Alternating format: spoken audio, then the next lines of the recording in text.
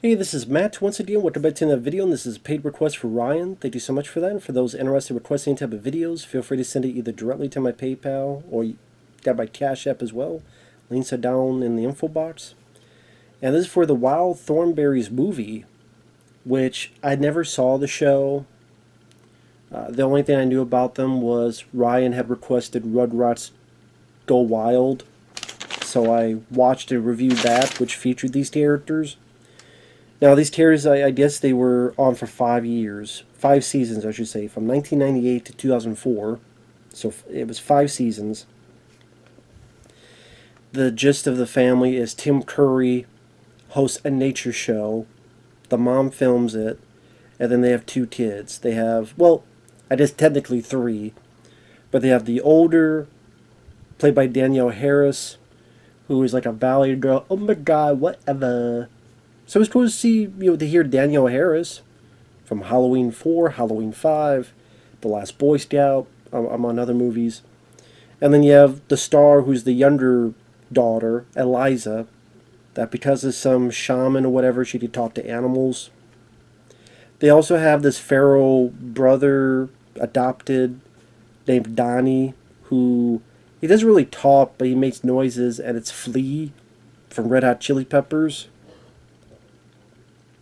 Granted, I don't know why they needed Flea, because anybody could have done, making noises. But I don't know. Did they really need the star power of Flea? I don't know. Now, I will say, this film I didn't mind. I thought that the way they shot Africa, like the way it's animated, there's some really beautiful vistas and nice wide shots to show the beauty of Africa. And I think they did a really nice job on the landscapes and the lighting. That's definitely, it's a big plus for the film. Also, it does take its, I mean, it's a kid's film, but there are some dark moments in the movie.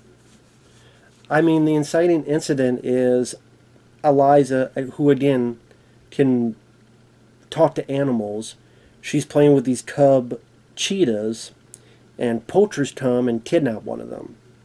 And she's distraught. She blames herself. I'm like, as you should, you bitch. The mama said, "Oh, I'm not sure about this," and you said, "Oh, it's fine. I'll take care of it." Then you didn't do jack squat, so you deserve the blame, you dumb bitch.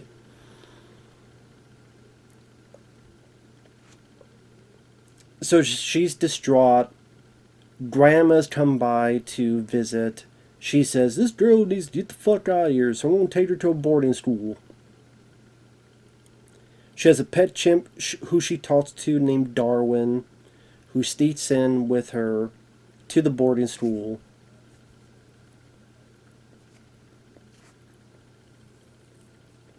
I will say that the boarding school stuff was not really that interesting to me. Because, okay, if it had her learn something that she could use later on, or if she learned, okay, she learned to, she was making friends, and then she had this choice of should she return to Africa or should she stay here,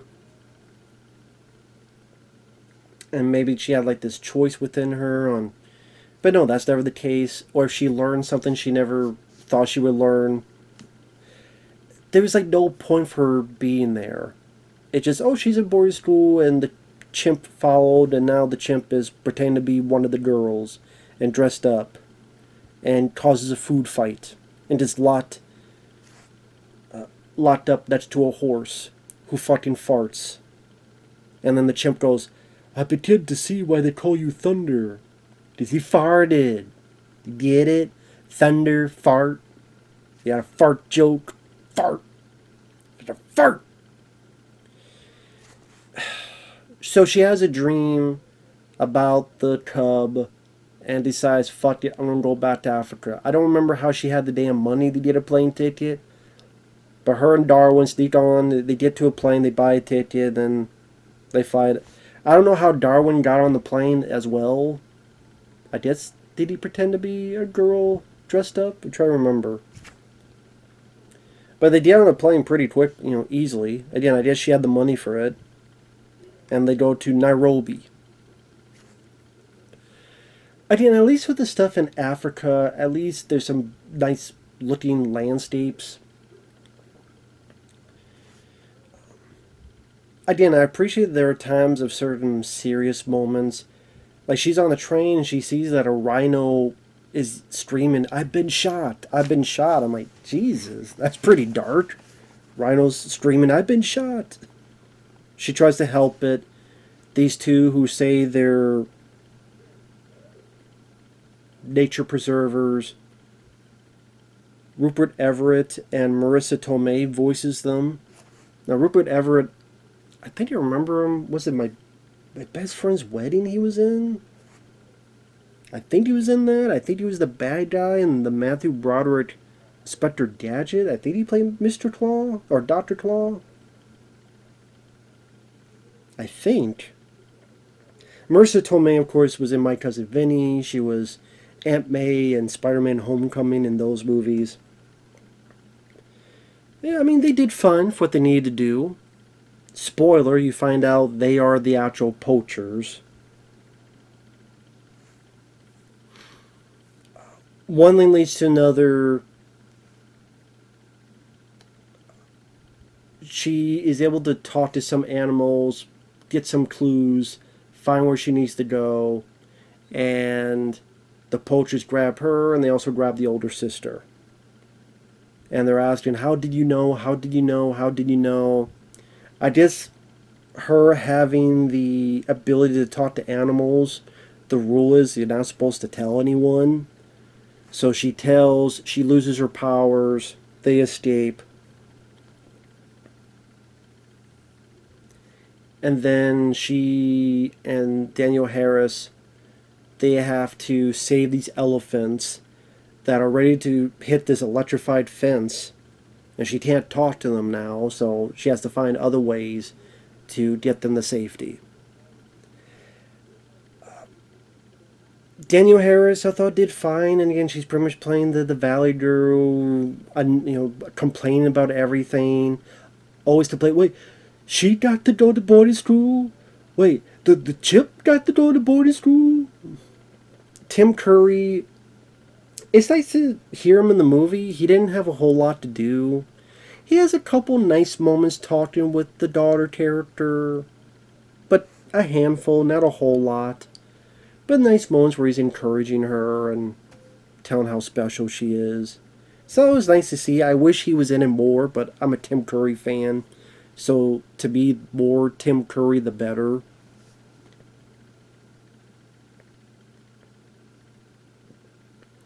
I like that the villains felt at least a little bit dangerous. The fact that they're poachers, the fact that they're ready to fry, electrocute elephants with the fences. They even pick up the girl and they drop her in the damn water in order for her to possibly drown. So there's definitely at least a little bit of danger there. The leader Eliza was fine. Interestingly enough, Lacey Chabert voices her. I looked up that name. I'm like, why does that name sound familiar? She was one of the actors in that reboot of Lost in Space, the movie, by the same guy who directed Predator 2, the 90s, the movie with Matt LeBlanc. She was, I think, the middle younger sister, the one who the weird CG monkey liked her. Was it Penny?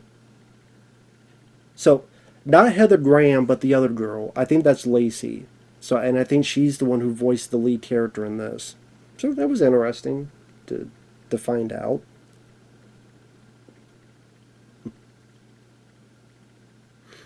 Again, for some reason, these movies they do resort to, fart jokes and stuff. Granted, thankfully, there's not a whole lot of that. But I do wish Tim Curry was in it more. The whole boarding school stuff, I think, could have been cut out.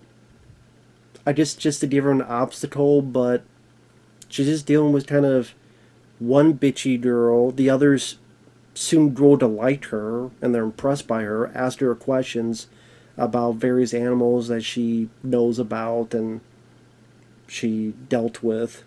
Again, not giving away her secret she could talk to them, but other ways that she had experiences with them. And the bitchy girl's jealous that she's getting all the attention. But it doesn't really result in anything. If it resulted in, like, later on calling them and them helping out in some way, I don't know what way they would help out, but if there was any follow through with that story later on in the film, then at least that would seem to have more merit for it being in the movie in the first place. But it honestly just made me go, why is this here? I guess just to have some fun antics with the chimp. Which, I don't know, the chimp, I forget who voices him.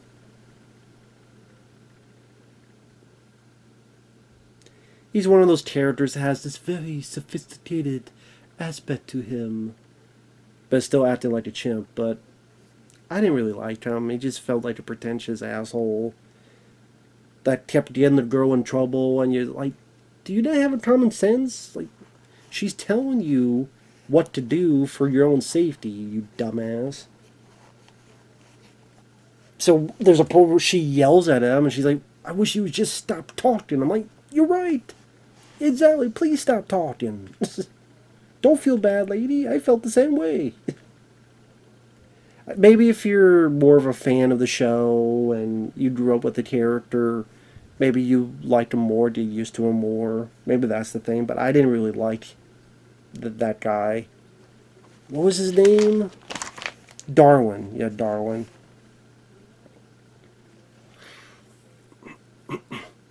I wish Tim Curry was a bit more important to the plot. For the most part, the family is separated, so you don't get a ton of the way they work together and interact with each other. You get a little bit at the beginning, and then you get a little bit of, Danielle Harris being supportive for her sister for giving up her power to help her and save her. But yeah, I just wish there's more interaction with the family. I just wish, get some of them were implemented more. But I say, if you like Africa, the scene, the landscapes, I guess if you like the show, you'd give it a watch. Granted, it didn't entice me to go watch the show, unless it's a request. But I mean, it's nothing that I thought was bad or anything. It was more than serviceable. I would probably say I liked it a bit more than Rugrats Go Wild because because the villains, there's a little bit more seriousness in certain parts of the plot. I could appreciate it, that it wasn't too dumbed down, even though it was a kid's film. So I do like that aspect. They have a decent variety of animals that she talks to that help her on her journey. Again, the way it's animated, there's definitely a decent scope to it, so it didn't feel like just an episode of a TV show. But yeah, as is, I thought it was fine. That's just me. So with that said, thanks for watching, take care, and we'll see you guys later. Bye-bye for now.